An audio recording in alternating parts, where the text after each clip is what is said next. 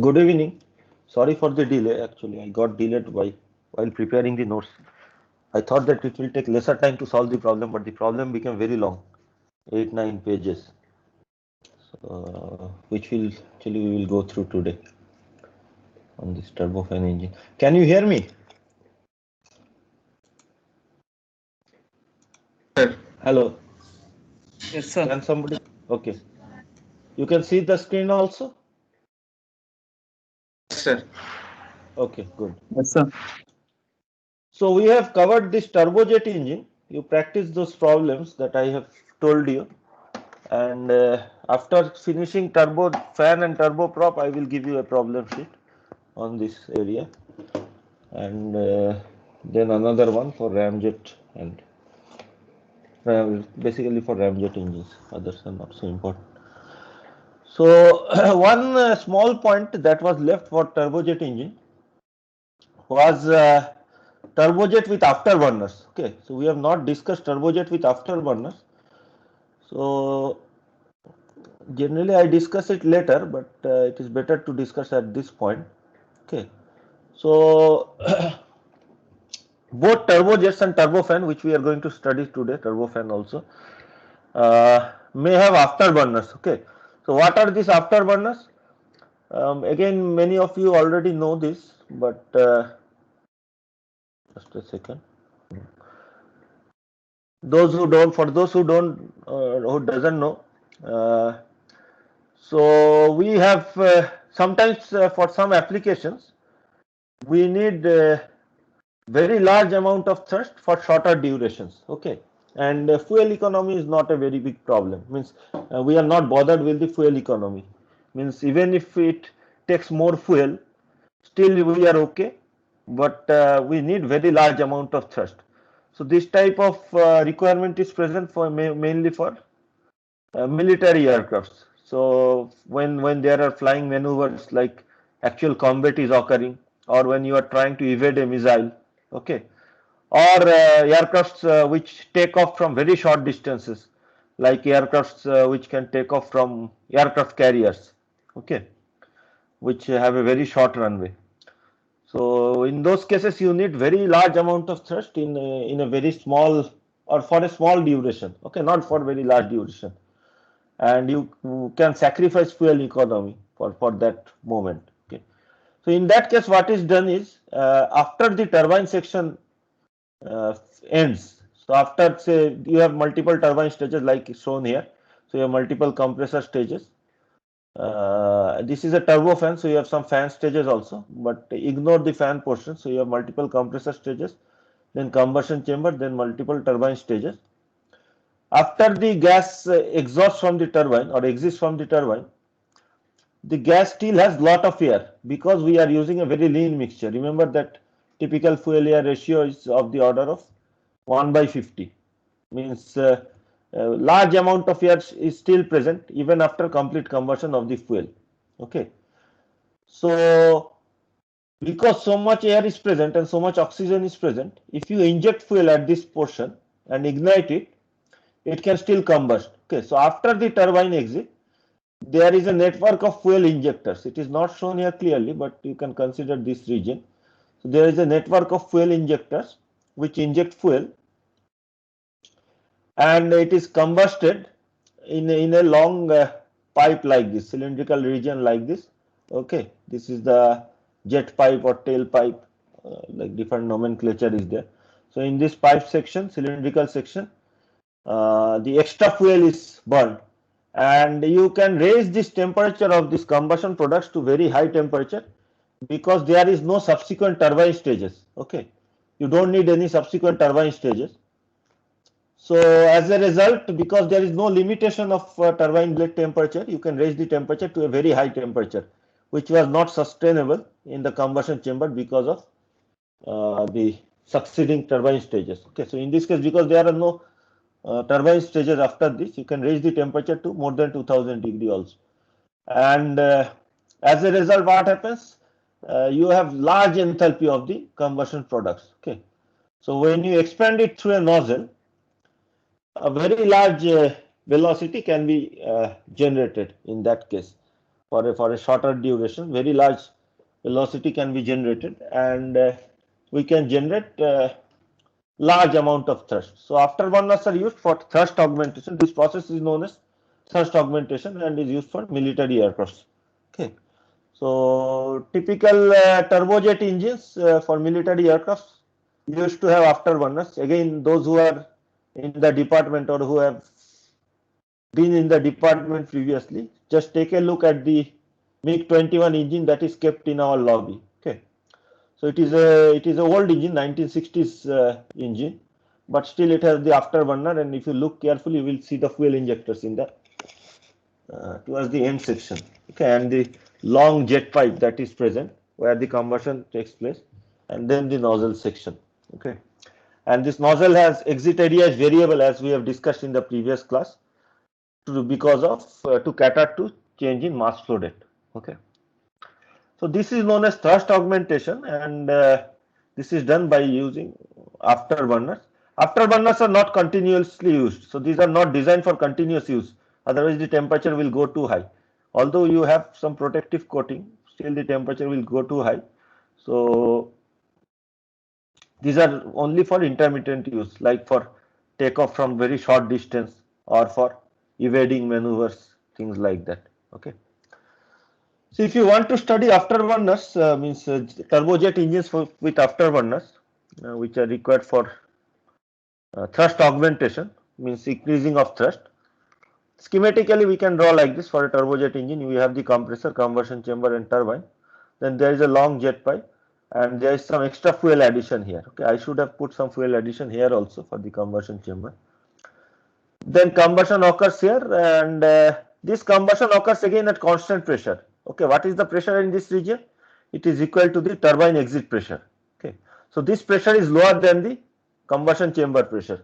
This is equal to the turbine exit pressure, and pressure remains constant almost. There may be slight loss of pressure similar to the combustion chamber, but it remains almost constant, and the temperature increases rapidly, and then it is expanded to the through the nozzle section. Nozzle has to be carefully developed in this case because it deals with very hot fluid. Okay, and in the TS diagram, this first part of the TS diagram remains same, which we have already studied multiple times. In the previous class, we have also solved a problem previous to previous class, design point problem. So again, you have the diffuser going from diffuser process going from A to 01, then compression from 01 to 02, combustion from 02 to 03 at constant pressure. There may be some pressure loss which you know how to take into account. Today we will see in the problem how to take into account the pressure loss. Then from 03 to 04 is the expansion in the turbine. So after this from 04 at constant pressure there is again heat addition. So again the temperature increases at constant pressure. So this is the constant pressure line through 04. Okay. And you go to a temperature which is higher than T03 because now we can go to higher temperature as there is no limitation of the turbine blade. Okay. No metallurgical limit. So you can go to high temperature at constant pressure, and from there you have the expansion in the nozzle. So from 05 to 6 is the expansion nozzle, which is again similar to the previous case. Okay. So in general, in this case, mostly the nozzle will be choked, okay, because we are operating like there is no guarantee it need not be choked also. We have to check, but there is lot of chance that the nozzle is choked. Okay.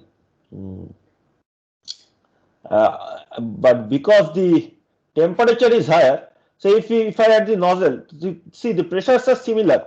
If say even if it is ambient pressure here, okay, the pressure losses are almost similar. Pressure drop is almost similar. So turbine exit pressure is same. So whether you consider 04 or 05, the pressure is similar.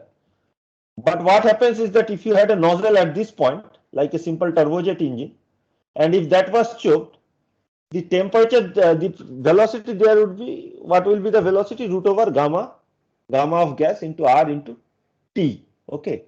In this case also it is root over gamma of gas into R into T.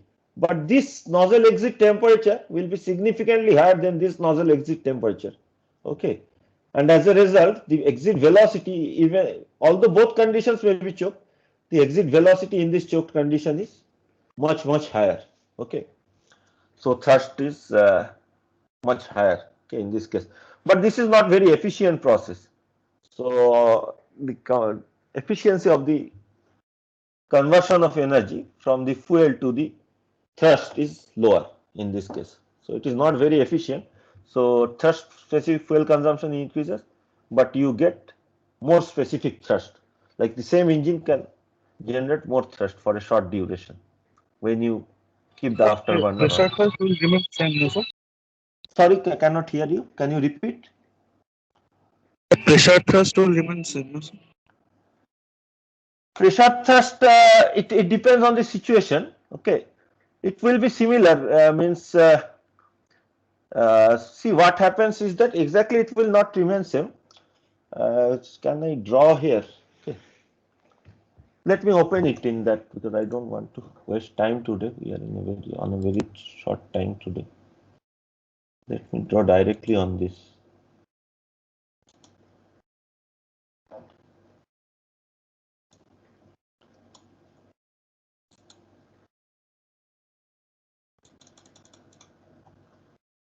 See, if we had the expansion here itself, okay, like this, and isentropic efficiency of the nozzle is same, say. So this is the constant pressure line, okay. So in that case, we have some temperature here, okay, and based on the isentropic efficiency of the nozzle, you can find the isentropic temperature. Okay, this temperature is fixed by the.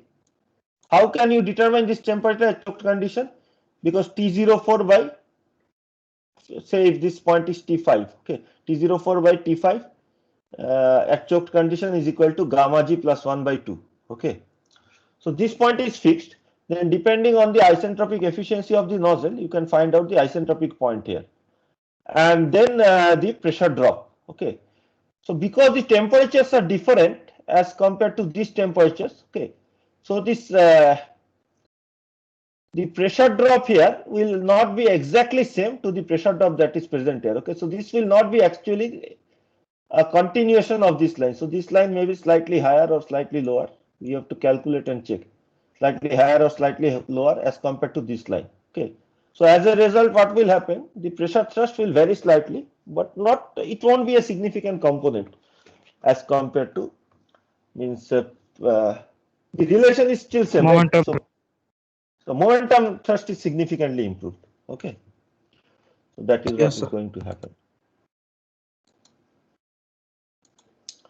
Again, solution of the problem is similar, so we will not go into the details of this. So I just wanted to show you how it looks like, okay, and how to proceed with a problem like this.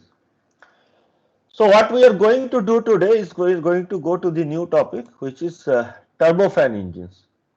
Okay. Turbojet performance also we have studied in detail. So we will discuss about turbofan engine. So what is a turbofan engine? So I have discussed this previously also, but again let us repeat once to remind ourselves. So initially turbojet engines were developed, okay, 1950s, 60s. Passenger aircraft had turbojet engine. I have shown you some cases also. The engines look very thin in structure. Okay, these old engines. If you see the old Boeing 737 engine, it is very thin, and when you put turbofan engine, that's why that problem was occurring, that it was almost touching the ground. So they had to put the engine forward, which changed the balance of the aircraft. As a result, new software had to be introduced so as to keep the aircraft stable. And this new software had a bug in it, which actually caused problem in very rare cases. And as a result, there were 2 aircraft crashes. The 737 MAX 2 crashes were there when the software actually overruled the pilot command, which was not supposed to. Do. So anyway, the main concept of turbofan is that similar to turbojet, you have a section. In this inner section you can consider similar to a turbojet engine. Okay, so in the inner section you have the compressor stages. So here there are a lot of compressor stages are shown: low pressure compressor, high pressure compressor. Then these compressors are run by a turbine. Okay, the high pressure turbine typically. And in between you have the combustion chamber, which actually increases the enthalpy and temperature of the air. Means basically it converts it to the combustion products. And then this combustion products pass through the high pressure turbine, which runs the, so the amount of work generated is equal to the amount of work required for running the compressors.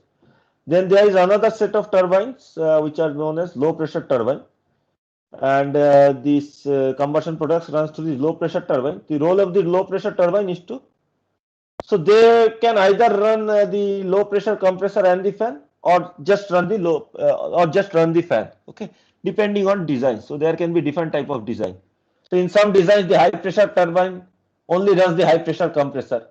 In some designs the high pressure turbine runs both the high pressure and low pressure compressor, and the low pressure turbine only runs the fan. Okay, it depends on how you design. Okay, if it is a very long, very high pressure ratio engine, then there is a chance that this low pressure compressor stages will be mounted on a different shaft, like shown here, like we have discussed in the previous class, because their blades will be very long.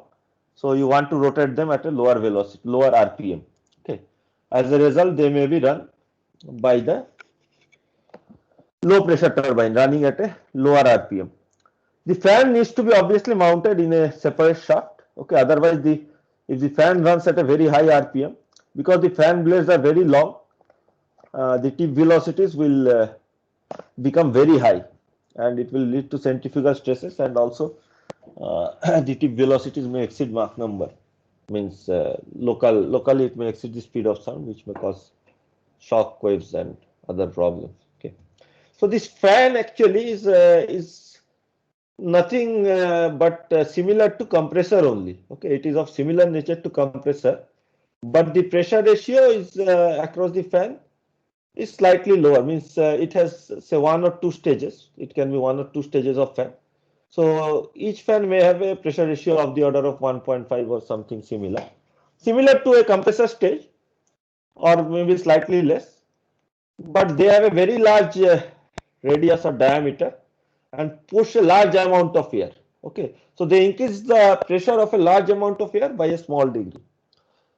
So what happens is that after the fan, so the fan intakes a large amount of air through the diffuser.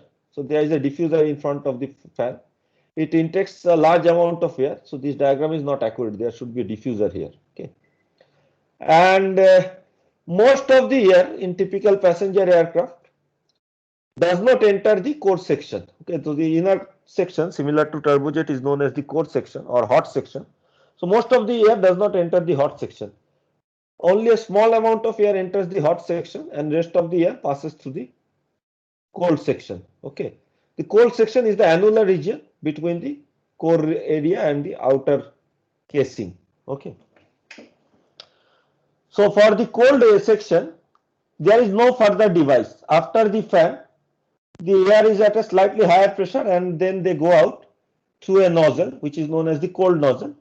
And because the ambient pressure is lower than the pressure after the fan, the air actually expands through the nozzle and increases in velocity. This cold nozzle may or may not be choked depending on the fan pressure ratio. Okay, and this generates a huge amount of thrust because of very large mass flow rate through this cold section. Okay, although the exit velocity is low, the mass flow rate is high, so specific thrust is low in this case, but the actual thrust is very high. Okay. On the other hand, a small fraction of air goes through the compressor, then the combustion chamber gets heated, as you can see from the red arrow here, and goes through the turbine. And this section is required just for so that the turbines can be run, which can run the compressor and the fan. Okay, and after that they go out through the hot nozzle. Again, this may or may not be choked depending on the pressure, exit pressure of the turbine and ambient pressure, and generates hot thrust. Okay, so this is known as hot thrust, this is known as cold thrust, and the total thrust is the summation of both of these thrusts. So this type of turbofan engines is known as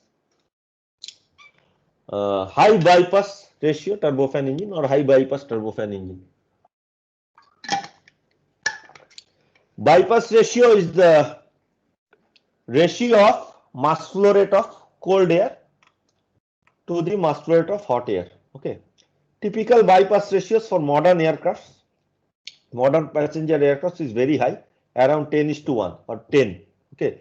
So it means that around 10 times more air passes through the outer section as compared to the inner section. So if the mass flow rate through the inner section is 10 kg per second, mass flow rate through the outer section is 100 kg per second, and the total mass flow rate is 110 kg per second. Okay. So this ratio is given by the term which is known as bypass ratio and is a design parameter. Similar to our previous design parameters, compressor pressure ratio and turbine inlet temperature. Now we have one more design parameter which is the bypass ratio, and second design parameter, additional design parameter which is known as the fan pressure ratio. Okay, similar to compressor pressure ratio, we now have a fan pressure ratio. Typically it is around 1.5 to 2. Okay, much less than the compressor pressure ratio, which can be 20 or similar value. So these low high pressure, high bypass turbofan engines are used for passenger aircraft. Okay. Another variant of turbofan engine is present where this annular region is not very large. Okay. So it is the very thin annular region. Okay. Here it is shown in an exaggerated manner, but actually it is a very thin annular region, and the bypass ratio in this case is very small. Okay. Around say 1:1 or 2:1. Okay. So not much difference is there between the hot mass flow rate and the cold mass flow rate. Okay, so hot mass flow rate is actually a significant component, and lot of thrust is generated by the hot air. These are typically used for military aircrafts. Okay, and again there are different types of variants. Typical passenger aircrafts, you will see that this cold air goes out through a separate nozzle, and the core section extends outward from this cold nozzle and has a separate nozzle. Okay, there can be another design where the cold air actually the hot air is released within the annular region itself. Okay, like it is shown here, the hot air is released within the annular region. Okay, so they are mixed together and then exist through a single nozzle, single common nozzle. This design is known as mixed turbofan engines, which we will study in the next class. Mixed type of turbofan engine or mixed exhaust turbofan engine. Okay. The advantage of mixed exhaust turbofan engine is that you can use afterburners in this case. So these are used for military aircrafts where you need afterburners. Okay. There are a lot of disadvantages also because the pressures are not similar, or pressures may be similar, but then you cannot use optimum conditions. The mixing is not optimum. So these are not typically used for passenger aircraft. These are used for military aircraft where you need afterburners, like the case that I have shown in this class today. Okay. In this case, actually there is a very thin region. You cannot see it here, or you may not be able to clearly see it. This gap between these two regions, this is the actually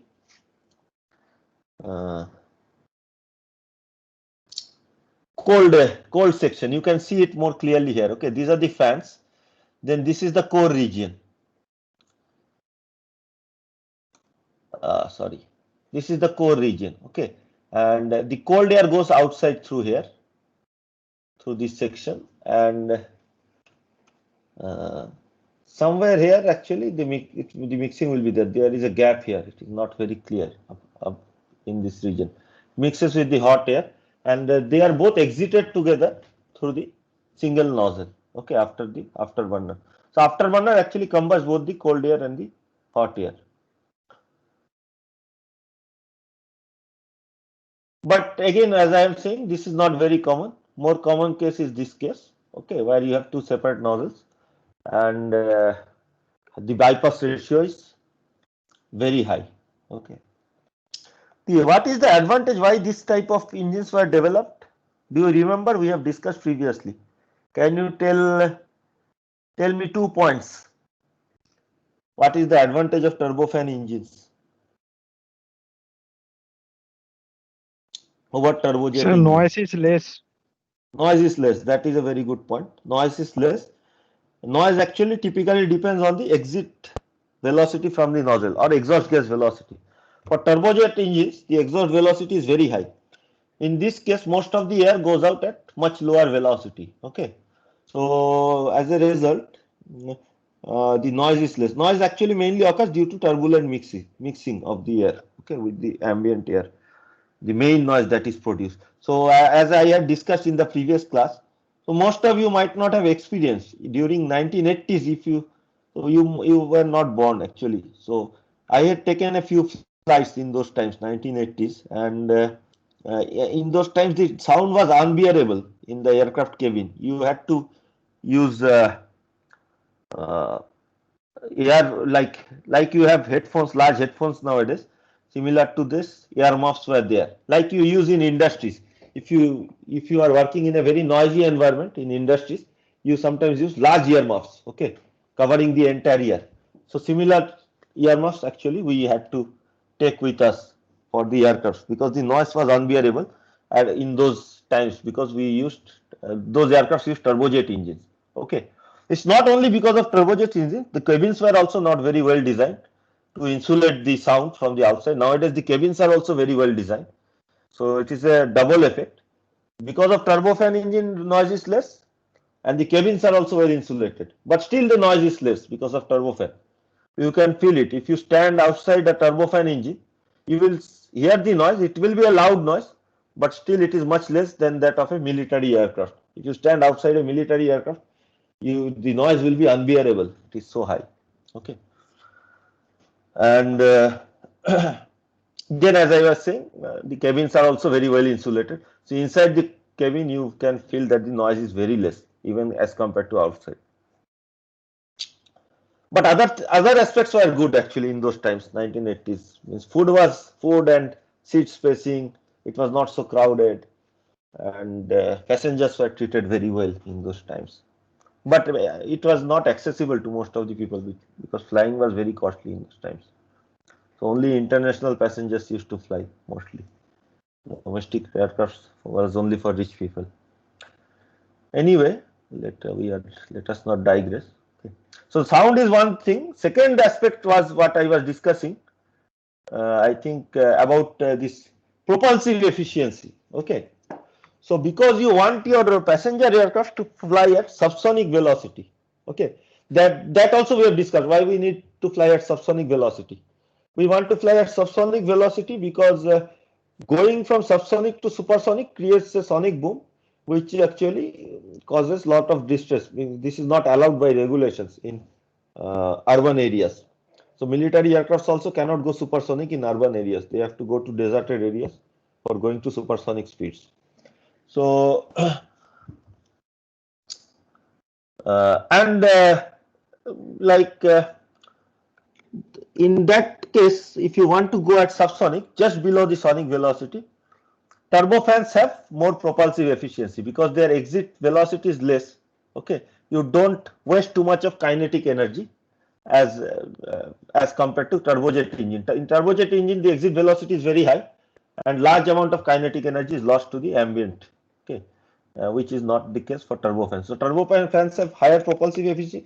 Even the efficiency, normal efficiency means thermal efficiency or the overall efficiency also is higher for turbofans in that region because means basically it depends. You cannot directly say or directly compare, but if you design a turbofan engine, you will see that the efficiency is larger. Okay, so large aircrafts are created with means basically when I am saying about efficiency, I am saying about fuel economy.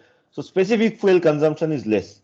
So you will see that all long distance aircrafts nowadays use turbofan engines. Okay, and they are replacing old engines with even newer models of turbofans to improve the fuel economy. The current engines like which is present in Boeing 787 are very fuel economic. Okay, so you can see also. So I will show you a few pictures. Again, we have gone through this previously, but we will just repeat it. you can see how large the diameter looks like as compared to this person. You can see the modern engines have become very large in size. Okay, this is the outer region. Okay, this is the inner core region. So you can, this is the outside section of the inner core region, and you can see how complicated is the design. So because of the fuel injectors and all these complications are there, a lot of things are there. When we draw it schematically, it looks simple, but actually it's very complicated. Multiple combustion chambers are there, fuel injectors are there, fuel pumps are there. We don't even read about those fuel pumps and all these things in the course, but all this has to be there, designed, right? Then you have to run the fuel pump, so electrical parts have to be there. Okay, auxiliary power has to be there. Then some amount of energy needs to be taken out for running auxiliary generators. Lot of things are there. So its design is very complicated. This is again a modern aircraft with turbofan engine. Very large turbofan engines. For 787, I think it is designed by GE and Rolls-Royce. They have two variants. One is for GE and Rolls-Royce. Again, you can see, just to put you like show the scale I am showing here, and you can see how large the fans are. So this is the fan of the turbofan. You can see that, like, although we are calling it is as a fan, compared to normal fans which we see in like homes, we have very large number of blades here, and the curvature also is more, so that you can generate much higher pressure as compared to normal domestic fans. Okay, and if you are very careful, you can see very carefully inside, you will be able to see the compressor blades, that those smaller blades inside, those are the compressor blades and the core section. Okay, this is the annular region. You can see the fan blades here. Annular region from the back side you can see. Okay. Again, so this is from our Air India aircraft. You can see the hot nozzle here. Okay, this is the hot nozzle. This actually regulates the, this is another way of regulating the nozzle area.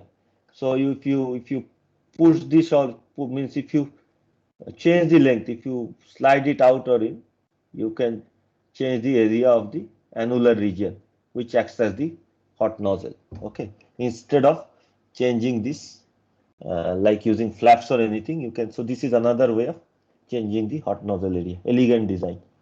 This is the cold nozzle. You can see that the cold nozzle is much larger as compared to the hot nozzle. Okay, for modern aircrafts, and this type of serrations are present, which are known as chevrons. This actually results in better turbulent mixing, reduces the noise. So if you are boarding an aircraft nowadays, like if you get a chance to board from the back staircase, okay, if you are not boarding through the, what are these called? My memory is failing me. Aero bridges, right? Those directly when you board. So instead of that, if you actually take a bus and board through the staircases, if you're boarding through the back staircase, try to take some time to look at the aircraft engine from the back side, and you will be able to clearly see the like all these parts, components, the annular region, the fans on the other side, and the hot nozzle. Everything will be clearly visible. Okay, I have watched multiple times. You can just pause for a few seconds there and try to look at it.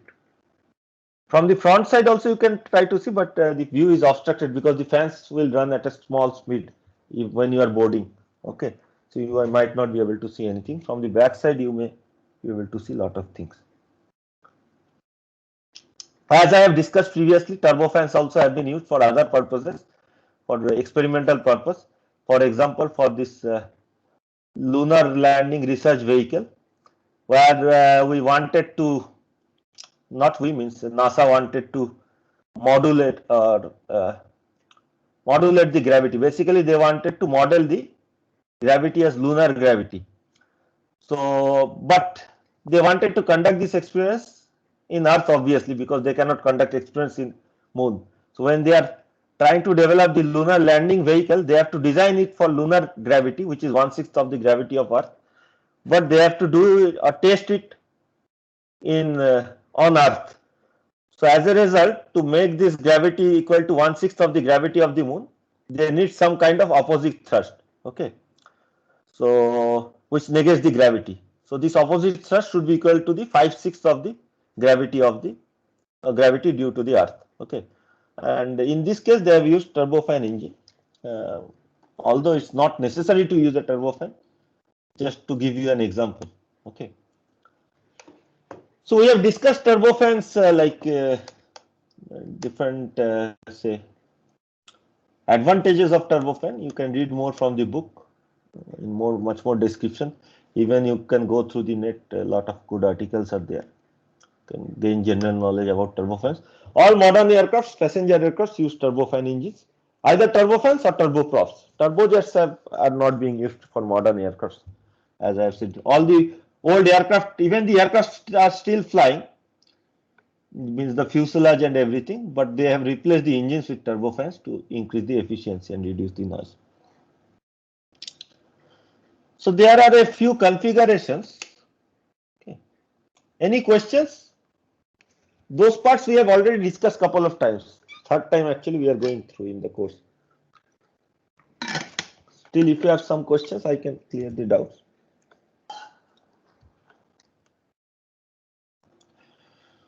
So we will go through a few configurations. Turbofan fans can have different types of configurations. These are present in the book by El Sayed Ahmed. Okay.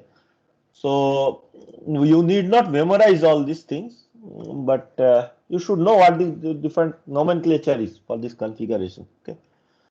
And depending on designs, there is no hard and fast rule. There can be many types of configuration. Okay. So for example, here I am showing one configuration.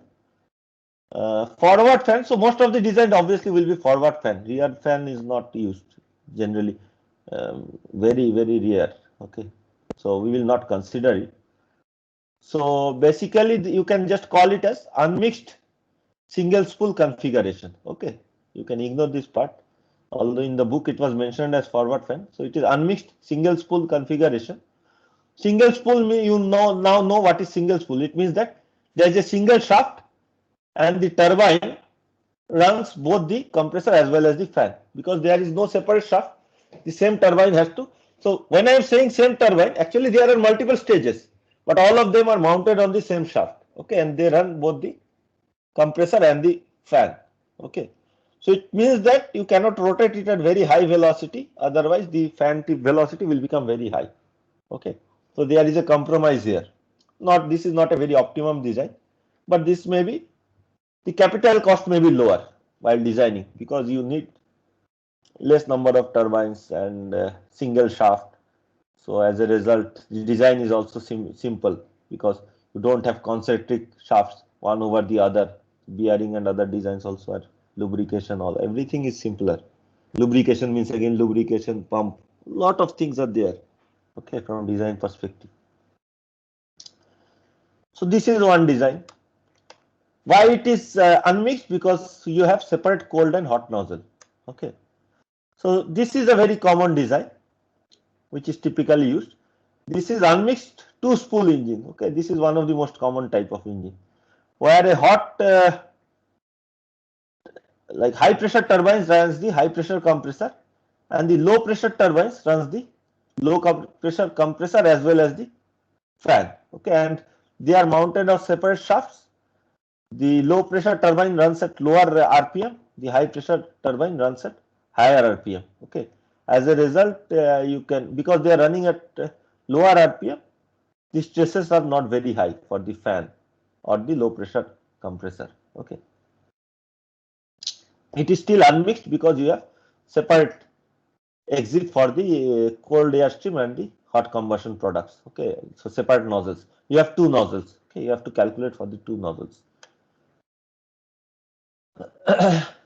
This is a more modern design, okay, for larger aircrafts, where you have three spool engine. Okay, again very common type of design.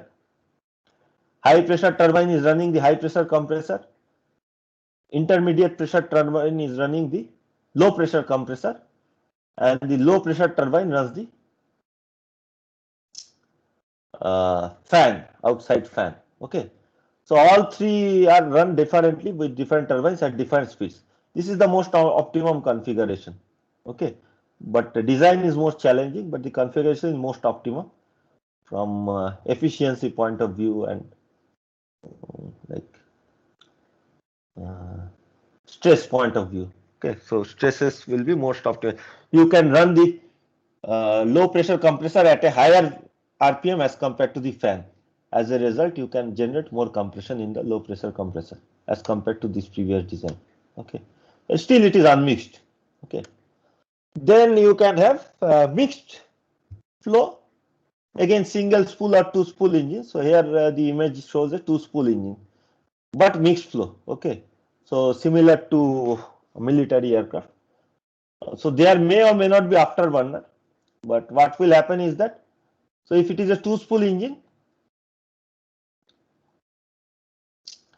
so the design may be such that the compressor is being run by the turbine. There is no separate low pressure compressor. All there may be a low pressure compressor and the fan which is being run by the low pressure turbine. Okay, so depending on the design, but the main thing is that there is a adiabatic mixing of air after the hot exhaust and the cold exhaust. Okay, without expansion, means there is a adiabatic mixing, like without any heat loss. There is a mixing of the cold airstream and the hot airstream, and they go out at through a single nozzle. Okay, they go out through a single nozzle.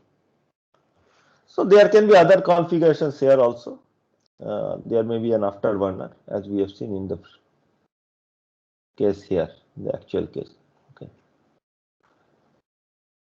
Any questions up to this point? So otherwise we will go through to the notes. Okay, that is for our class today. I have uploaded the notes just now, as you have seen already in the portal. Any questions on the turbofan?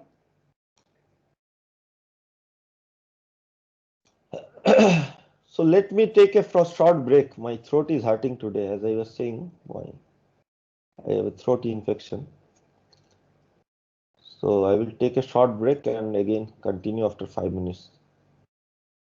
I will drink something hot and continue after 5 minutes. Meanwhile, if you can think about if you have some questions.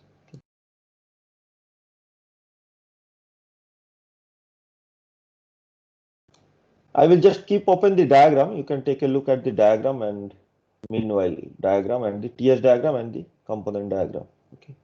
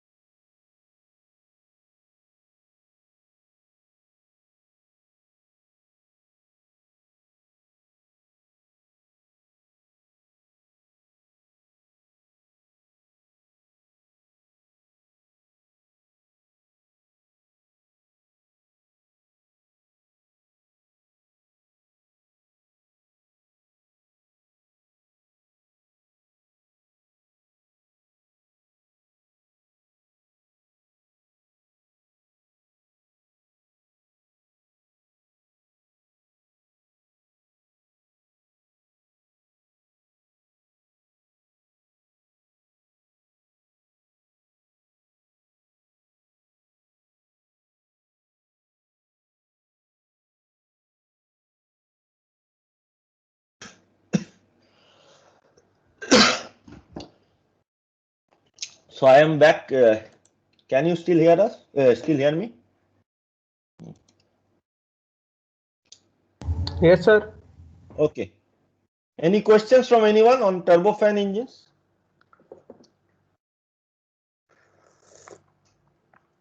So in that El Sayed Ahmed book, these are separate chapters, but in the other books, all the jet engines actually together is a single chapter. So actually we are supposed to go through that depth. So you cannot go through all the details that is present in the Syed Ahmed book because it is too extensive for a single course. Okay. So whatever we are following, same in the class, same things you follow. You can try to follow from the book or just solve one or two problems that I will suggest from there. Okay, instead of going through the theory, because theory we are covering in details in the class. I don't think any. And from the exam performance also, it looks that everybody has done quite well. Means,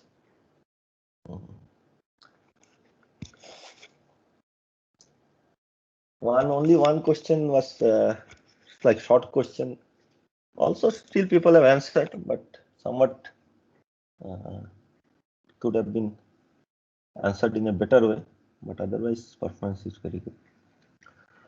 So, so this turbofan I have already discussed. So there is a fan present in front of the compressor, and the compressed air from the fan is partially sent through the core section, which consists of the compressor, combustion chamber, and turbine, and rest of the air, which is known as bypass air, is sent through the annular region outside the core section. Okay, this outside air is known as cold air, the inside air is known as hot air, and their ratio is known as bypass ratio, B, denoted by B. Okay. Schematically, we can draw it like this. Okay. So this fan is again like a compressor, but because the compression ratio is small, because number of stages is less, we draw it with a smaller length. Means it is like a flat disc. Okay, but still has that lower, means decreasing cross sectional area to show that it is actually a compression process. Okay, so before the fan you have the diffuser, large diffuser. So outside the diffuser, let us call this condition as A. So we will be consistent with our previous nomenclature. So outside the diffuser, we have ambient condition A. After the diffuser, what happens in the diffuser? Compression occurs because of conversion of kinetic energy into enthalpy. So this is known as ram compression, as you already know. We have discussed also, and is governed by the ram efficiency of the diffuser. Or you can define an isentropic efficiency by creating an artificial isentropic point. Okay. So depending on the diffuser efficiency, you compress it to a pressure P01. Okay, which is slightly lower than the stagnation pressure at the outside. Okay, which would have been P0A. There is small pressure drop, but the stagnation temperature remains same even at temperature T01. Okay, so this is the inlet condition of the fan, this 01 point. Okay, so similar to what we have discussed previously for turbojets. Now, unlike turbojets, where this 01 would have been the inlet of the compressor, here it is the inlet of the fan. So after the fan, the condition becomes equal to 02. So there is a compression after the fan. I have shown it in an exaggerated manner. The compression ratio is less, as much less as compared to the compression in the compressor. Okay, so this change in pressure will be much less, but to show it clearly, I have shown it in an exaggerated manner. Okay, so P02 by P01 is much less as compared to P03 by P02. Okay, this so pressure is increased to P02, and again fan has a certain efficiency, isentropic or polytropic efficiency. And if it is defined as polytropic efficiency, the nature of the efficiency, relation of the efficiency compared to the isentropy or overall efficiency is similar to that of the compressor because it is similar to a compression process. So after this, the outlet condition of the fan is 02. Okay, in the real condition. If it was ideal condition, it would have been 02S. Okay, and the pressure is P02, temperature is T02. Now this air is divided into two parts, right? This one part actually goes to the compressor. So the air at 02, one part of it goes through the compressor, and gas compressed to 0.3 condition. Okay, similar to what we have studied in turbojet. So from 0.2 to 0.3 is the typical compression process, which we already know how to tackle. From 0.3 to 0.4 is the constant pressure heat addition, or there may be slight pressure loss. Okay, so this is the heat addition in the combustion chamber from 0.3 to 0.4, and this occurs only for the core section here. Okay, the air that is gone here, m.h you can say. Okay, hot air. Then it passes through the high pressure turbine. So I am showing here a design with two spool arrangement. There can be different designs, as you know already, as I have shown. Accordingly, TS diagram will also change. So this is for a two spool arrangement, where the high temperature turbine is running the entire compressor, and the low high temperature, so not high temperature, sorry, high pressure turbine is running the entire compressor, and low pressure turbine is running the fan. Okay, so you have the high pressure turbine going from taking the combustion products from 0.4 to 0.5. Okay, again, based on efficiency of the turbine, you can find out or do all the calculations similar to the turbojet engine. Then there is the low pressure turbine. Again, based on its efficiency, we can calculate the exit conditions. Okay, and exit temperature in this case needs to, how will we calculate the exit temperature of the low pressure turbine? Say inlet condition is known, 0.5 is known, T05 and P05. How will we calculate the T06 temperature? Equal the work with the work of fan. It is equal to the work input of the fan, correct. Okay, so from there we will find the T06 temperature. And how will we calculate the P06 pressure?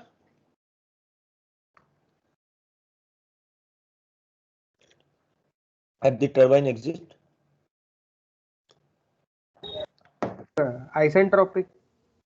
So we will use the isentropic efficiency, correct, of the like any of the efficiencies. So if isentropic efficiency is known, we'll use the isentropic efficiency to find out the T06 set point.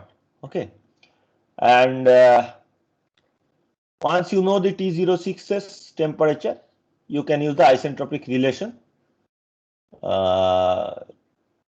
T05 by T06 to the power gamma g by gamma g minus 1 is equal to P05 by P06. Means pressure ratio is equal to temperature ratio in terms of the ideal temperature to the power gamma g by gamma g minus 1. Okay, and using that relation, you can find out the pressure P06. So this pressure and temperature, so up to this point, it is similar to turbojet engines only. And then this expands through the nozzle. Again, this section also is similar while calculating, similar to what you have done for the turbojet, what we have discussed for the turbojet. So what we have to do is, we know that in the nozzle, there is no change in the stagnation temperature. Even though there are frictional losses, stagnation temperature remains constant. So T06 is equal to T07. But the static temperature is reduced significantly because velocity is increased. Okay, kinetic energy is increased in the nozzle. So if the nozzle is choked, we know that T07 by T7 should be equal to gamma g plus 1 by 2, okay, which we have studied previously extensively. If you just go back for the last couple of classes, we have discussed that. In choked condition, T07 by T7 or any idea like stagnation temperature by static temperature is given by gamma plus 1 by 2. So in this case, it is gamma g plus 1 by 2 because we have to take the gamma of the gases. So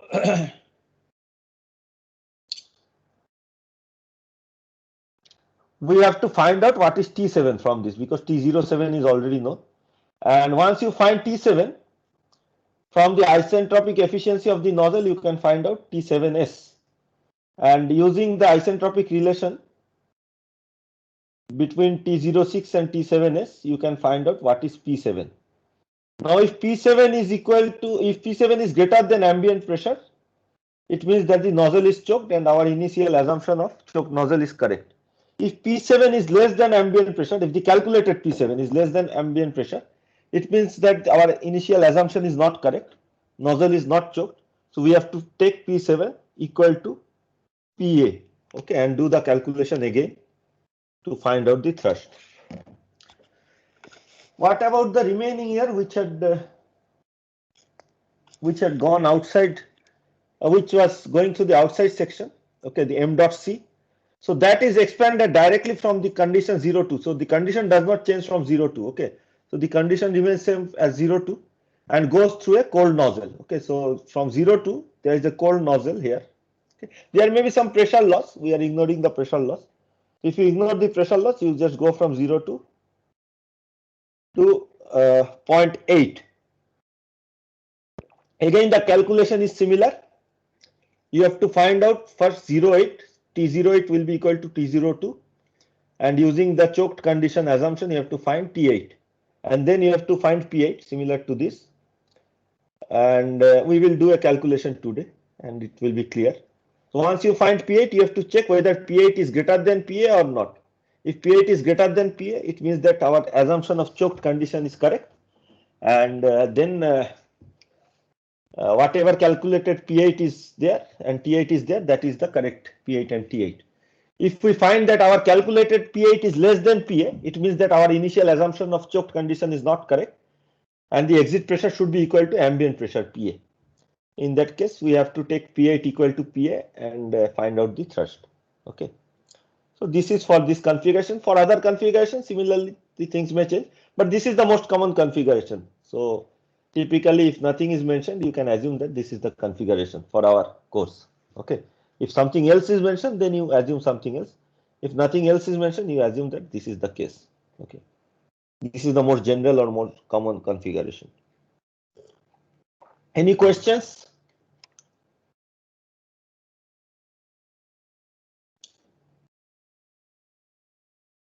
Calculation is exactly similar to turbojet. Only difference is that now you have another nozzle here, and the mass flow rate is divided into two sections, and you have to calculate the thrust from both the sections and add the thrust to get the total thrust. Okay. And there are two more parameters, design parameters. What were the previous design parameters?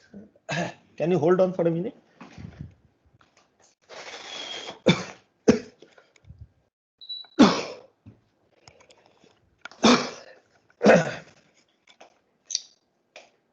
So I will talk less loudly, okay? I hope you can still hear me. I am at the limit of my throat condition. So the initial design parameters. So if I speak this loudly, can you still hear me? The voice that I am speaking now? Yes, sir. Okay. Because I forget and I start shouting as if I am in front of a class. So initially our input parameters, which we considered as design parameters, were the compressor pressure ratio and the turbine inlet temperature, right? We have discussed previously, and accordingly we have characterized the performance. So based on the input parameters, we have found the variation of the two important factors. What were the two important factors? Thrust specific fuel consumption, and the second factor was the specific thrust. Okay, thrust specific fuel consumption and the specific thrust. How this varied with respect to the input design parameters, compressor pressure ratio and turbine inlet temperature. In addition to this, we had other parameters which were beyond our control. These were the altitude of the aircraft and the flight velocity, which will vary across the flight path. Okay, so altitude actually means the inlet temperature and pressure, and the flight velocity also played a role. Okay, plays a role. So in addition to those two design parameters, we have two more design parameters. What are those in this case? One is the bypass ratio, so which actually tells us how much of the inlet air goes through the hot section and how much goes through the cold section. Okay, and second is the fan pressure ratio, because now we have an additional component, the fan. We also need to know what is the pressure ratio of the fan. Okay, so in general, the fan pressure ratio is given to you, or will be a design parameter, and the overall pressure ratio may be given, or the compressor pressure ratio. If the overall pressure ratio is given, then from the overall pressure ratio and fan pressure ratio, you can find the compressor pressure ratio. Okay. So as I have discussed, we define the bypass ratio B as mass flow rate of the cold air, which is shown here. I will keep this diagram open for reference throughout the class. I see that time is limited today, so I will start the problem. We will go through it quickly, but I suggest that you try to solve it on your own and then follow my solution. Okay, and because I have solved it very quickly just before the class, there is a chance that there are some calculation mistakes. So definitely you try to solve on your own and verify the answers, whether my answers are correct or not. You can tell me in the next class so that I can correct it for the next year, because just before the class I have solved the problem. I will go through a problem today. It's quite a long problem, and I have to solve it very quickly. So there is chance of calculation mistake. So although the problem is taken from one of the books, but our solution is slightly different, because there they had ignored this fuel air ratio and things like that, which we want to take into account to get more accurate results. Okay. So as a result, our solution and answers are different as compared. I forgot which book I had taken it previously in the previous year, but this time I have included the effect of fuel and other things to make it more accurate. So let us come back to this. So definition of bypass ratio B is m dot C by m dot H, and the total mass flow rate is denoted by m dot, which is equal to m dot C plus m dot H. You can also call it as m dot A, which is the mass flow rate of the air at the inlet. Okay, we can also call this as m dot A to maintain consistency with our turbojet engine. So if you call this as m dot, so m dot is equal to m dot C 1 plus 1 by B from this relation. Okay, or you already know this, means it's just algebraic calculation. M dot C can be written as m dot into B by B plus 1, and m dot H can be written as m dot by B plus 1. Okay. Basically, if bypass ratio is given, you can calculate what is the mass flow rate of the cold air and hot air if the total mass flow rate is known, which is obvious. Okay. And as we have discussed, there can be two types of exhaust flow. There can be either separate nozzle for hot and cold flow, and thrust from both need to be considered and added to find the total thrust. Or there can be mixed exhaust, where the hot and cold flow mix together adiabatically before the nozzle and exit or exhaust through a single nozzle. So a single thrust needs to be calculated for that case. Okay. The additional design parameters in our case is bypass ratio and fan pressure ratio. So let us try to solve a problem. Okay. This type of problems are best understood by solving design problems, design point calculations, as we have studied, and you can write programs also similar to what I had shown previously for the turbojet. I have to share those programs with you. I forgot. I will upload the programs. You can write similar programs for turbofan. Yeah, maybe I will give an assignment to draw the characteristic curves of turbofan. Let me think. So we will try to understand this. Although we have understood here, I think I hope you have understood, because there are no questions. What is the process? But let us try to go through it step by step through a problem, through a design problem. Okay. Any questions before we start the problem? No, sir. We will finish the class with the problem. So it's quite a long problem. So we will go through it quickly, and later you can try to solve on your own. Okay. I don't want to drag it to the next class. Next class we will study about mixed flow type of turbofan, and then go on to the characteristic curve and go on to the next topic. So we have a twin spool turbofan engine, which means that similar to this. Okay, to a twin spool like this.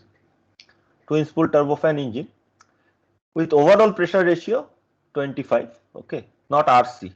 So R equal to 25, overall pressure ratio. Fan pressure ratio is 1.65. Bypass ratio is 5. And turbine inlet temperature is 1550 Kelvin. Okay, so these are our 4 input design parameters. So nowadays modern aircrafts have even higher bypass ratio, 8 to 10, but otherwise these are realistic parameters. Okay. Then we have some manufacturing parameters such as polytropic, in this case polytropic efficiency is given. polytropic efficiency of the compressor, turbine and fan is equal to 0.9. Okay, for all the cases, all the turbines, compressor and fan is equal to 0.9. Isentropic efficiency, if polytropic efficiency is not mentioned, means if infinity comma type of notation is not mentioned, it means isentropic efficiency. So eta n, when I write eta n, it means isentropic efficiency. Isentropic efficiency of the nozzle is 0.95. There are two nozzles, remember, although it is not mentioned that it is unmixed, so we will assume that it is unmixed. So there are two nozzles, both have 0.95 nozzle efficiency. Mechanical efficiency is 0.99.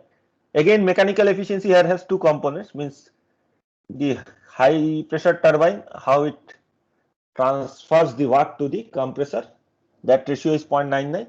Similarly, low pressure turbine, how it transfers the work to the fan, that also we will consider as 0.99. Okay. Combustion efficiency also is a realistic value, it is 0.99. There is a small pressure drop in the combustion chamber for the core region. I hope you can see the diagram. Let me increase the size as much as possible. In the core region, there is a pressure drop in the combustion chamber equal to 1.5 bar. Overall mass flow rate, means m dot a, or the initial mass flow rate, is given as 215 kg per second. Okay, and calorific value of the fuel is given as 43,100 kilojoule per kg. So we need to find our performance characteristics. What are those? The thrust specific fuel consumption, and in this case it is the thrust they want to find the thrust, because mass flow rate is given. You can also find the specific thrust if you divide by the mass flow rate. Okay, thrust at static condition, at sea level. Okay, this is also mentioned. Static condition, what do we mean by static condition? Inlet velocity will be 0, means near about 0. Obviously it cannot be 0, otherwise air cannot enter, but it is negligible. Okay, so whenever it is mentioned as static condition, it means ground condition. Aircraft is going to take off and velocity is negligible. It cannot be obviously 0, otherwise air cannot enter, but it is very small. And sea level means 1 bar, and in this case it is mentioned as 288 Kelvin. If it was India, I would have taken 300 Kelvin or something, 303 Kelvin. But in the problem, it is already given as 288 Kelvin. Okay. If nothing is mentioned, you can take like 30 degrees centigrade or something like that. But in general, worldwide standard notation is 15 degrees centigrade for sea level condition and 1 bar. Okay. If you like universal condition, if you say, then it is taken 15 degrees centigrade. So better to take 15 degrees centigrade only. So again, let us start by drawing the diagram. Okay, because we have already discussed, it will look similar to the diagram for this problem. But we should draw it, because every problem, unless you can draw the correct TS diagram, you will not be able to solve. So once you draw the TS diagram correctly, you know that half of the conceptual part is clear. Then it's just a matter of going step by step and doing the laborious calculation, but the conceptual part is clear just by drawing the TS diagram. And the system actually looks like this, what I have presented here. We are assuming that it looks like this. So one thing I will mention here is that there can be two types of approaches to solve. Because the mass flow rate is given, based on the bypass ratio, you can, at the beginning itself, you can calculate what is the mass flow rate of hot air and what is the mass flow rate of cold air, and do the calculation in terms of the entire mass flow rate of hot air for the core region and for the outside region based on the mass flow rate of cold air. However, I will go on like we have done for turbojet, assuming unit mass flow rate is occurring through the compressor, and accordingly we will calculate the fuel air ratio for unit mass flow rate through the compressor and modify the equations, and later on we will multiply by the mass flow, okay, which is actually conceptually easier for us. So how does the TS diagram look like? Again, let us repeat so as to consolidate this material. So in this case, 0, 1 and A points are similar. 0, 1, A and 0, A, all these points are similar. Because VA is 0, there is no diffusion process. Okay, diffuser does not do anything. Okay, so there is no diffusion process. So A and 01 coincide at the same point. So we can say that T01 is equal to TA and P01 equal to PA. Okay, so inlet at the fan, inlet conditions are known. P01 and T01 are known. Okay, so we will keep this diagram. Okay, let me keep this open, and when we go to the problem, we'll keep the problem diagram open. Then the other sections are similar to what I have just discussed. From A to 02 is the fan, compression in the fan. 02 to 03 is m dot h going through the compressor. 03 to 04 is the combustion. This combustion, there is a slight pressure loss. So P03 is not equal to P04. So P04 is P03 minus 1.5 bar delta PV. Okay. So from 04 to 05, expansion in the high pressure turbine. 05 to 06, expansion in the low pressure turbine. And 06 to 7 is expansion in the nozzle. Now we don't know at this point whether P7 is equal to PA or pre-critical. Okay. So we have to do the calculation, check for choked condition, whether it is choked or not. If it is choked, then P7 is greater than PA. If it is unchoked, then P7 is equal to PA. Okay, depending on the condition. That's why I have not drawn it as a continuation of PA. The rest of the mass flow rate, m dot C, goes from the after the fan at 02 condition. It is given here at 02 condition. Directly it goes, it remains at 02 condition through this entire section, entire annular region. There is no change, and it goes to the nozzle, and from 02 to it gets converted to 8. Okay, so from 02 it gets converted to 8 in the cold nozzle. It is known as the cold nozzle.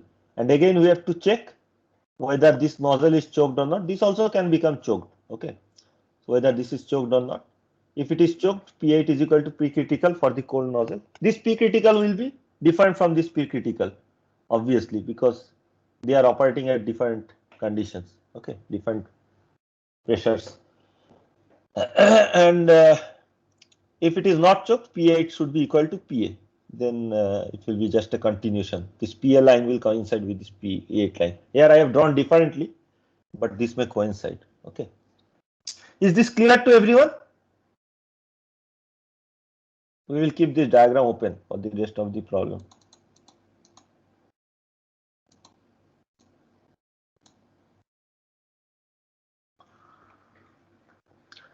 So then it is just a matter of looking at the diagram and going step by step. By now you are very familiar with the steps, all the older steps: compression, combustion, and turbine and nozzle, diffuser. Here although diffuser work is not there, diffuser part is not there, and diffuser work is not the correct term, right? Because diffuser does not do any work. Diffuser compression is not there. So only addition is the calculation due to this separation of air and due to the two separate nozzles and fan. Okay, so we'll start with the fan. Yes. Sir, it is possible that one of them is choked and one of them is not choked, right? Yes. Okay. Yes, definitely possible. Both can be choked, both can be unchoked, or one of them can be choked, one of them can be unchoked. And you cannot say also, means it is not that hot will be choked and cold will be unchoked. It can happen also that hot one is unchoked and cold one is choked. Like for example, if the turbines have very long processes, then the turbine exit pressure will be very low. Then the hot one will become unchoked. But if the fan pressure ratio is very large, okay, in that case the cold nozzle can become choked. So you cannot say. With small variation, it can happen that actually this has happened in this problem. But I will digress here for a couple of minutes. In the previously when I solved the problem or what was given in the book, one of the nozzle was not choked. But when today I solved it, it became choked because after considering the fuel air ratio, there was a slight change in the values of the temperature, and a slight change in temperature, you know, will give a larger change in the pressure, because pressure variation is for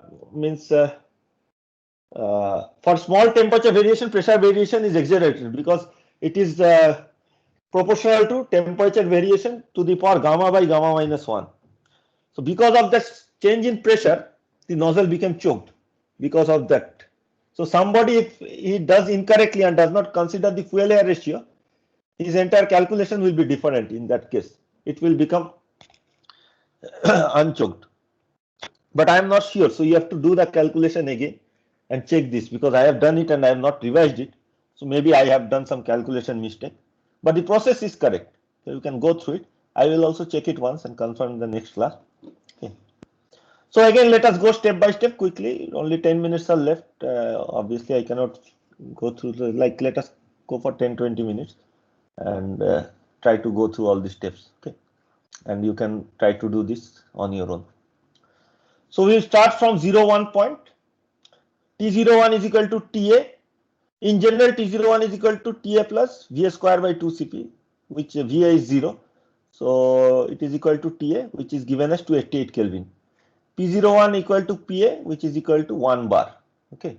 T01 and P01 is known. What is our next step? To find P02, T02. So always we are just trying to find the next pressure and temperature for each device. And where it is known, we have to find additional things, like, say, example, fuel air ratio in the combustion chamber. Can you wait for a minute?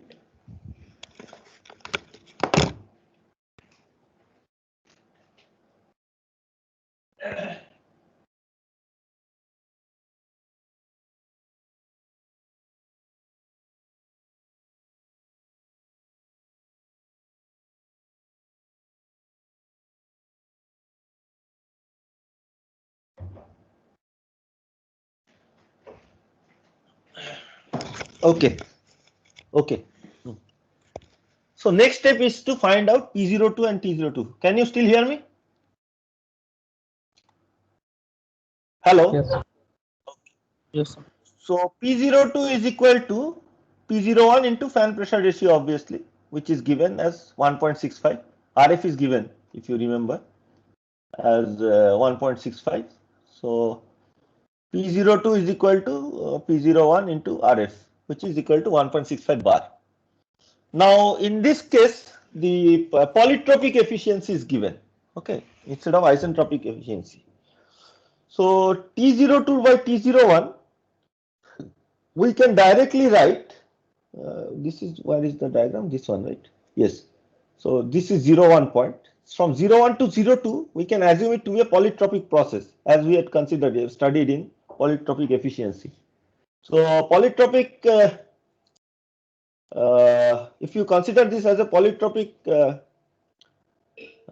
process, then T02 by T01 is equal to P02 by P01 to the power n minus 1 by n, where n is the polytropic exponent.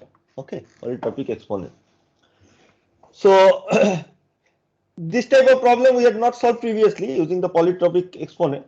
So what you had done previously is that we had, if we use the pressure ratio first to calculate the, if the isentropic efficiency is given, what will you do? Based on the pressure ratio, you will calculate what is T02s, right? And then based on the isentropic efficiency, you will calculate T02. In this case, because polytropic efficiency itself is given, we can directly calculate T02. We don't have to find T02s. Although I have drawn it here, we don't need to find this point. So T02 by T01 is equal to P02 by P01 to the power n minus 1 by n, where n is the polytropic exponent. And if you go back to your notes, it was also there in the exam also, you will see that n minus 1 by n is equal to 1 by the polytropic efficiency of the compressor. In this case, compressor fan is similar to compressor. So for a compression process, 1 divided by the polytropic efficiency into gamma minus 1 by gamma. Okay, this relation is there. You just go back to your notes and you will find this relation between polytropic exponent and isentropic exponent. And for this case, we are taking gamma of here, so I have written an A here. So 1 by 0.9, polytropic efficiency is given as 0.9, 1 by 0.9 into 0.4 by 1.4. So this is equal to 0.3175. Please calculate accurately up to 3-4 digits. Okay, I have seen the exam papers. Many of you have not calculated accurately. I have calculated up to 1 or 2 digits, and as a result, the final result has changed. I have deducted 1 mark if this is the case. And if there is a calculation mistake, means proper calculation mistake, I have deducted 2 marks in that case for the problems. If it is accurately written, then you have got 20 out of 20 or similar. Okay, small variations, like it need not be so accurate in the exam. Like I have considered, at least for this case, even if somebody has written 0.32, I have given marks. But if somebody finds that result totally different, 30 something, then I will deduct 1 mark. Okay. So now again, just put this in this formula, T02 by T01 is equal to P02 by P01 to the power 0.3175. Okay. Everything is known. P02 by P01 is 1.65. T01 we already know, 288. So if you replace this, you get T02, which is 337.62 Kelvin. Okay. I will take 10 minutes extra. Okay. We will just finish in 10 minutes. Quickly go through it.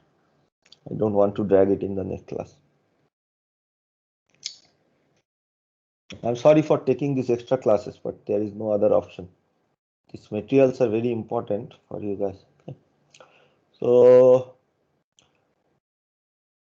once we have found T02, P02 already we have found previously.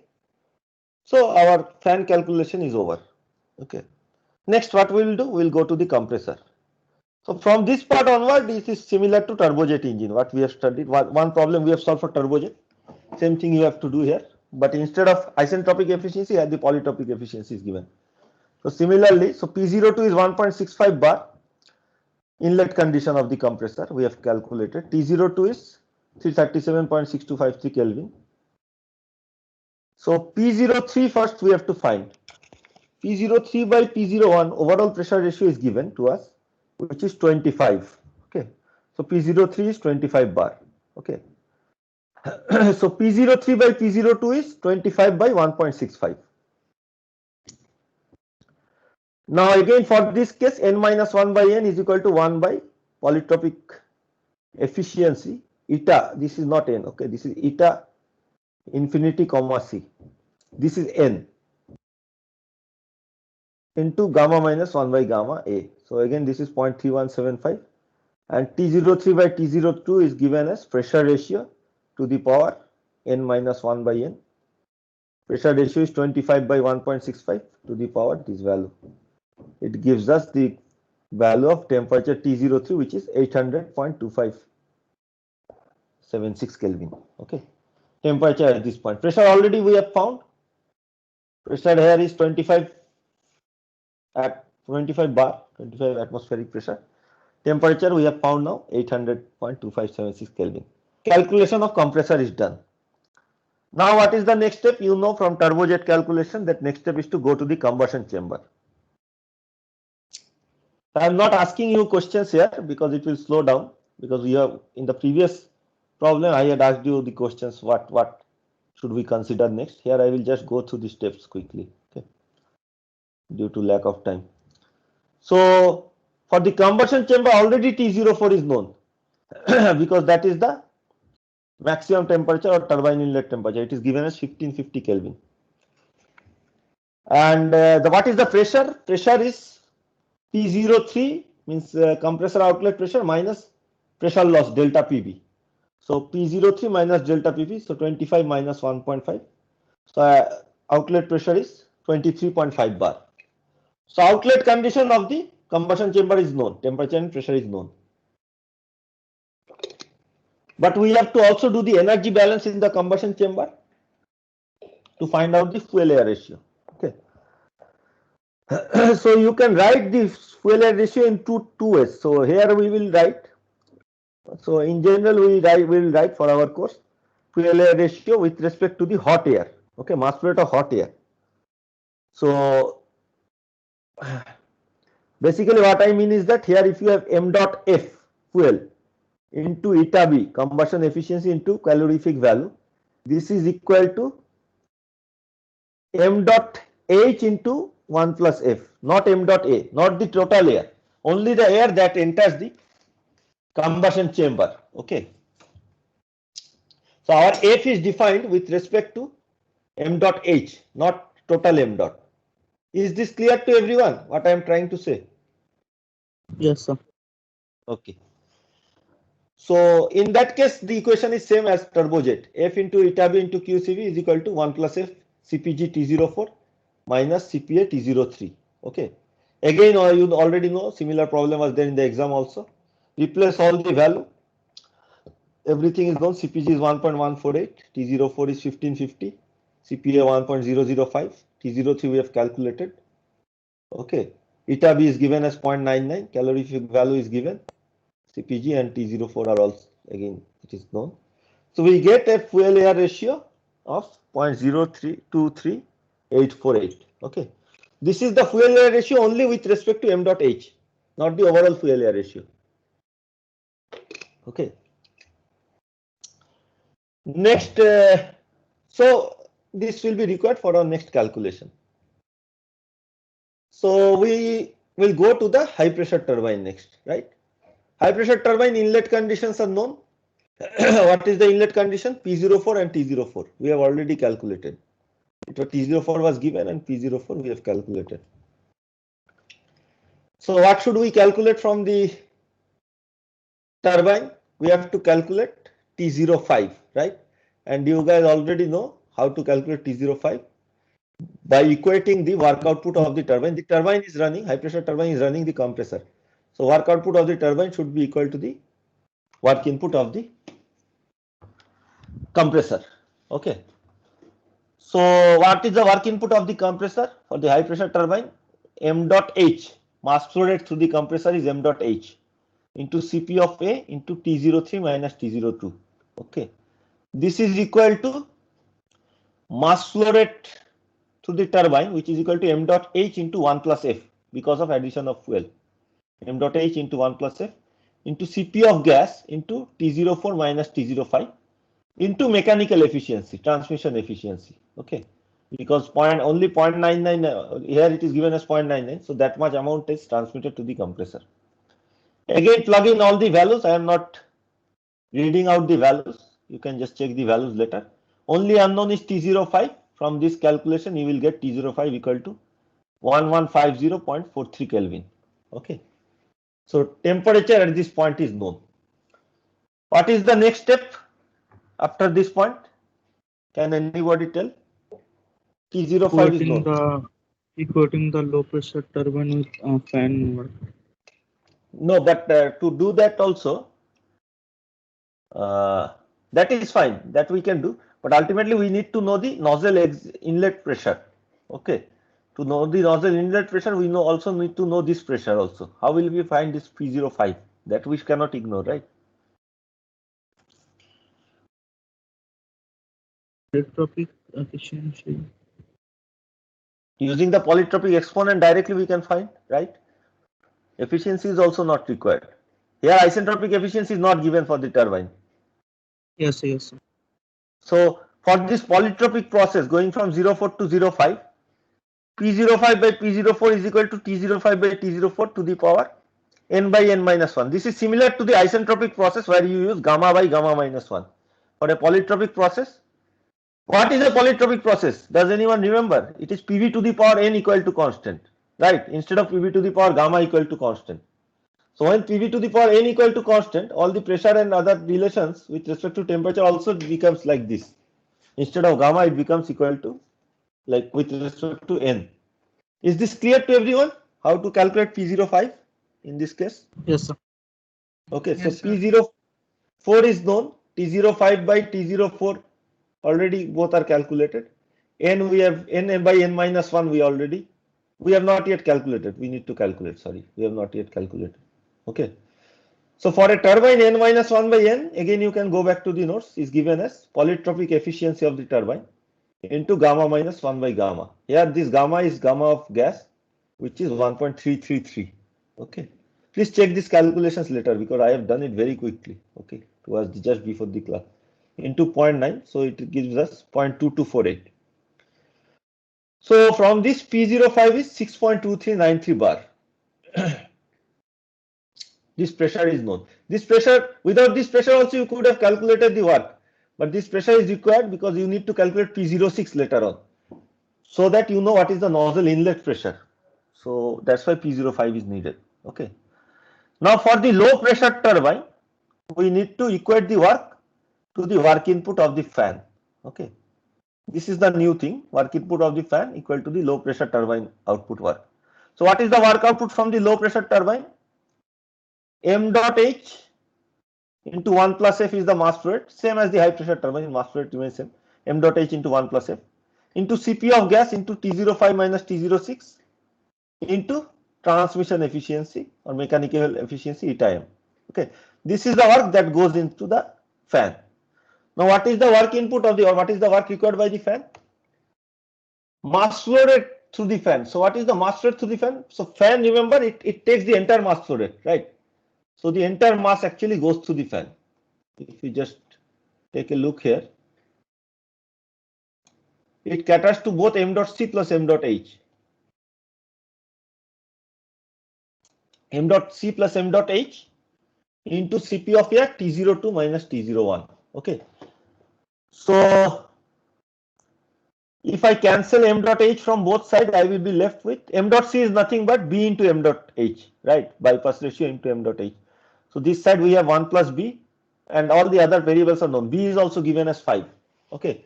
So all the other variables are already calculated. Again, I am not reading it due to lack of time.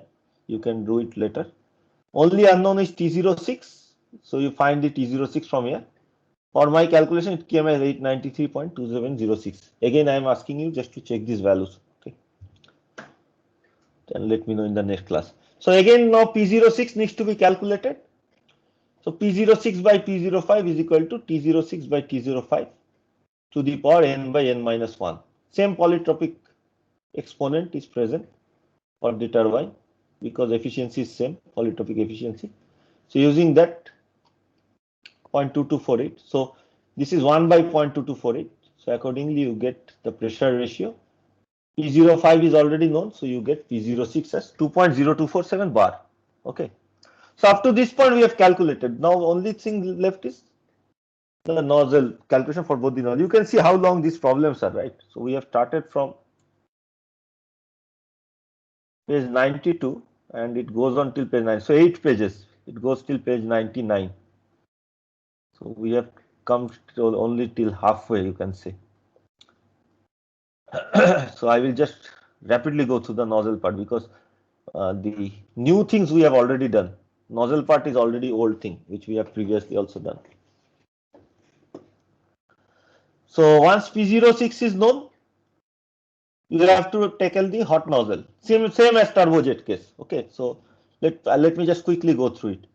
So T07 I have not drawn here for the hot nozzle is equal to T06 is equal to 893.2706, which we have just calculated here. Okay. Up to this point, everything is calculated. Only thing is now to calculate the nozzle exit velocity and the thrust and the nozzle exit pressure. Okay. So first we will assume that the nozzle is choked. Hot nozzle is choked. If the nozzle is choked, T07 by T7 is equal to gamma G plus 1 by 2. From where we can calculate T7 as 765.77 Kelvin. Okay. So once you calculate T7, you can calculate T7s based on the isentropic efficiency of the nozzle 0.95. Everything else is known. So based on this, you calculate T7s, which comes out as 759.0593 Kelvin for my calculation. So once T7s is known, you have to calculate P7. Okay. Don't use the formula. Don't try to memorize that formula that we have derived, but go through steps like this. Okay. So that your understanding is clear. In the exam, many students are directly jumping into the formula. Don't do it like that.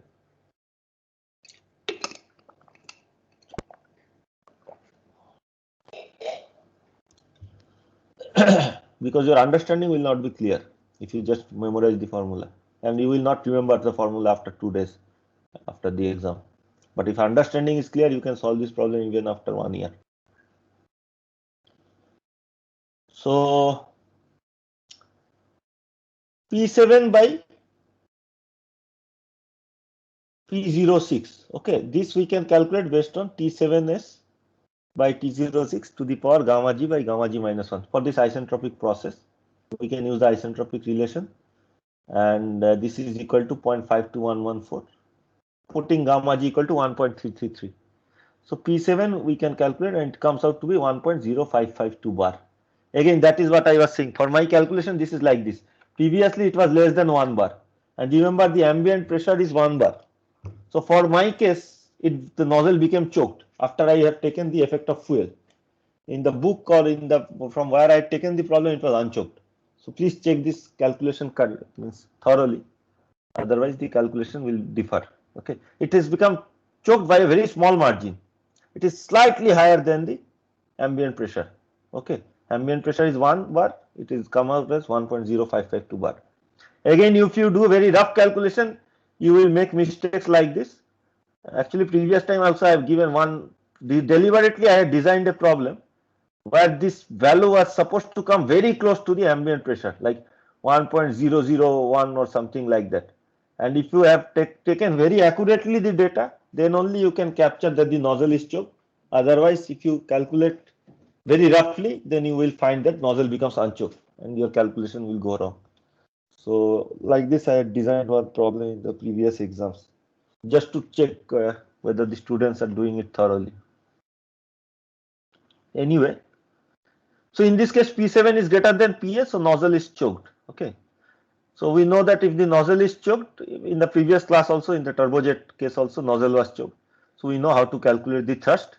First, we will find the velocity. V7 is equal to root over gamma g RT7. V7 is equal to speed of sound at that temperature. So gamma g RT7. All the values are known. T7 has been calculated here. So this comes out as 541.259. This please check once. Okay, I forgot whether I have taken 1.333 correctly or not. Most probably I have taken it, but I have to check here.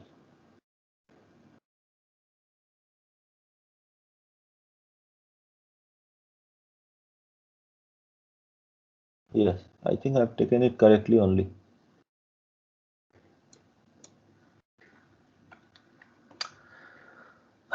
So 541.25 meter per second. Based on this and the mass flow rate, we can calculate the momentum thrust for the hot nozzle. But because the pressure is not equal to ambient pressure, we have to calculate the pressure thrust also. And for calculating the pressure thrust, you remember what we need to do? We need to calculate the area. Okay, because area is not given. To calculate the area, we need to first calculate the density. Again, this is similar to previous case, what we have discussed, previous problem. You just go back to your notes. So rho 7 is equal to P7 by RT7. Pressure and temperature are known. Remember, this is with the assumption that choked condition, and obviously we have found that it is choked. So rho 7 is equal to P7 by RT7. So it is coming as 0.48013 kg per second. Okay.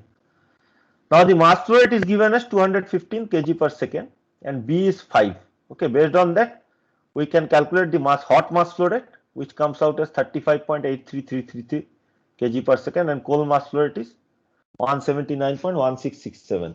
Okay, if you add these two, this should be equal to 215 kg per second. So as mass flow rate is given, we can calculate the actual area. So area into means A7 into rho 7 into V7, area into density into velocity is equal to the mass flow rate through the hot nozzle, right? And mass flow rate through the hot nozzle is m dot h into 1 plus f. So m dot h we have calculated as 35.8333. 1 plus f is 1.023848. Okay, f we have previously calculated. Divided by rho we have calculated just now, and velocity also we have calculated. Okay, everything is there. So we find that the area is equal to 0.141175 meters square. This is some realistic value. This is somewhat realistic value. Okay, 0.141175 meters square. So finally, we can calculate the thrust generated by the hot nozzle, FH, which is equal to the mass flow rate of the hot air into 1 plus F into V7 minus 1 into VA. Okay, VA is given as 0 because condition is static. So it will be m dot h into 1 plus f into V7 plus the pressure thrust P7 minus PA into area A7. Okay. Plug in all the values and they will get that the momentum thrust is around 19.857 kilonewton. So 19,000 Newton, 19,857 Newton. Pressure thrust is very small because the pressure difference was very small. Pressure thrust is in this case only 779 Newton. Okay. So the total thrust from the hot nozzle is 20,636 Newton. Same thing you repeat for the cold nozzle. We are about to finish. Okay. Don't worry. I'm sorry I have taken so much time. For the cold nozzle again, assume that the nozzle is choked. So T08 is equal to T02. Again, I have not drawn the T08 point, but it should be equal to T02. And assuming that the nozzle is choked, T08 by T8 is gamma plus 1 by 2. Here, gamma has to be taken as gamma of air. You have to be careful here. Okay. These two cases are different because it was gas here, gamma of gas. For the hot nozzle, for the cold nozzle, you have to take all the gamma values, you have to take as 1.4. Similarly, any Cp value also you have to take accordingly. So gamma of air is 1.4, 1.4 plus 1 by 2. This gives us T8. If the nozzle is choked, nozzle exit temperature should be 281.3544 Kelvin. Again, repeat the same calculation based on efficiency. You get the isentropic temperature, and based on the isentropic temperature and inlet temperature, you get the pressure at the choked condition, P8, which comes out as 0.83997 bar in this case. Okay. So it is different from all our previous cases. Here we are finding that pressure is less than the ambient pressure. So it means that our initial assumption itself is not correct, that the nozzle is choked. So nozzle is not choked and actually P8 should be equal to PA. Okay. Because expansion can only occur up to ambient pressure. You cannot go below ambient pressure because your gas has to or air has to exit at the ambient pressure to maintain equilibrium. So P8 is equal to PA and nozzle is not choked. Okay. So if P8 is equal to PA, now again I have to find out what is the exit velocity. So I have to find out what is T8. Okay, this T8 is not correct because it was assuming choked condition. Because it is not choked, we have to find the T8. So first from P8 by P02 to the power gamma minus 1 by gamma is equal to T8s by T02 using the isentropic relation. Okay. So from this we can calculate what is T8s. P8 is equal to PA, you replace by 1 bar, P02 is 1.65. So you will get what is T8s. This T8s is different from this T8s. This is the actual T8s in our case, 292.615 Kelvin. Now using the isentropic efficiency of the nozzle, you can get the actual temperature. Okay, so actual temperature is 294.86 Kelvin. Once the actual temperature is known, we know that the change in kinetic energy for unit mass flow is assuming not means in like the increase in or the velocity at this point is V8 square by 2 is equal to Cpa T02 minus T8. Okay.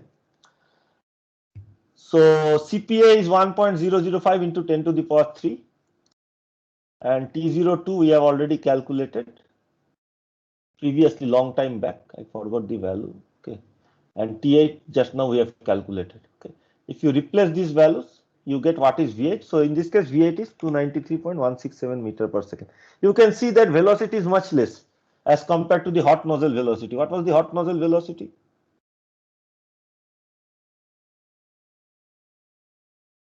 (541 meter per second). Okay. Cold nozzle velocity is 293 meter per second. It is very less. Even it is not choked also, and it is very less. Because it is not choked, there is no pressure thrust because P8 is equal to PA. So we only need to calculate the momentum thrust. What is the momentum thrust in this case? The mass flow rate here is m dot c. Whatever is the mass flow rate in the cold section into V8 minus VA. VA is 0. Okay. So m dot c into V8. So m dot c we have calculated as 179.1667 into 293.167. So 52,525 Newton. Okay, so even if though the velocity is very small, the actual thrust generated by the cold nozzle is higher, much higher, okay, as compared to the hot nozzle. This is realistic. In realistic case, it is even more. Cold nozzle generates most of the thrust for passenger aircrafts, which is somewhat counterintuitive. Okay, people think that the hot gases will generate huge thrust, but actually it is the fan that is pushing the air which is generating most of the thrust, not the hot gases. Okay, so ultimately the total thrust is hot thrust plus cold thrust, which is 73,162.714 Newton. Okay, so this was one of the answers. Second question was to find the thrust specific fuel consumption.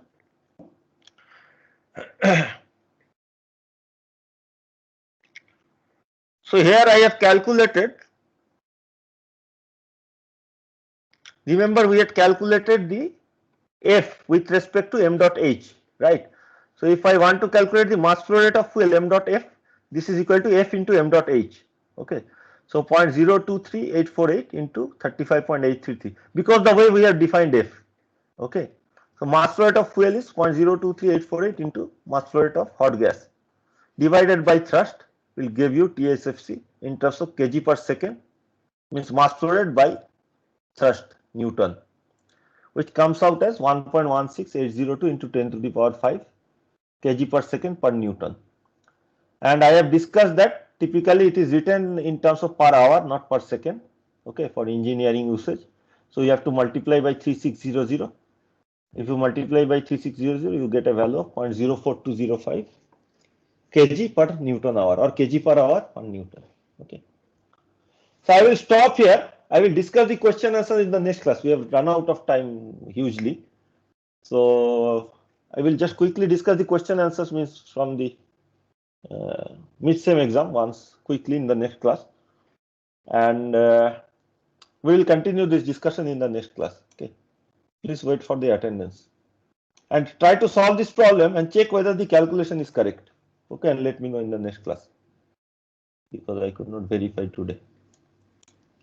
Any questions on this problem? It should be clear to you once you can draw this diagram. Okay, the process is not difficult. It is long, it takes a lot of time, but intellectually it is not very challenging. It is only that once you know what happens, you just have to go step by step and diligently do all the steps. That is the only thing. Material is already uploaded, so you can verify your results, or you can take the problem, try to solve it on your own, and then verify the results with your results. Okay. Today's date is 16/11.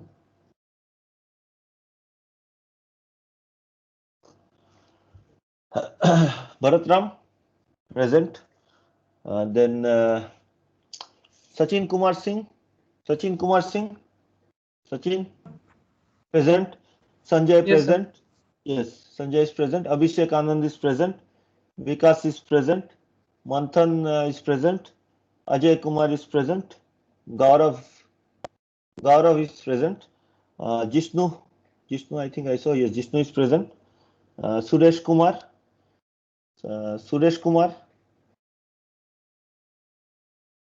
I don't see Suresh Kumar. Raparti Suresh Kumar, not present. Then Ujjwal is present. Shubham Kumar is present. Pushpendu is present. Amgot Shyam Kumar. Shyam Kumar. I don't see Shyam Kumar.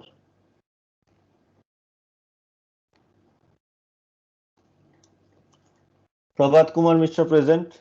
Kishan Sai present. Dhruv is absent. Then Venkata Rajendra present. Atul present. Ramcharan present. Suman present. Ashwini Kumar present. Gaurav is present. Gulshan Kumar present. Pujari Where is your name, Pujari? M. Pujari? I don't see. Nilesh Kumar, present. Chintu, present. Sudipto Das, present. Lokesh, present. Ankit is absent. And Shivansh Das is present. Raparti Suresh Kumar. Raparti Suresh Kumar. Not present. You can respond if you are there. Amgot Shyam Kumar. You can respond if you are there. Pujari. Not present. Okay. Thank you. Thank you for paying attention because it was a long class today.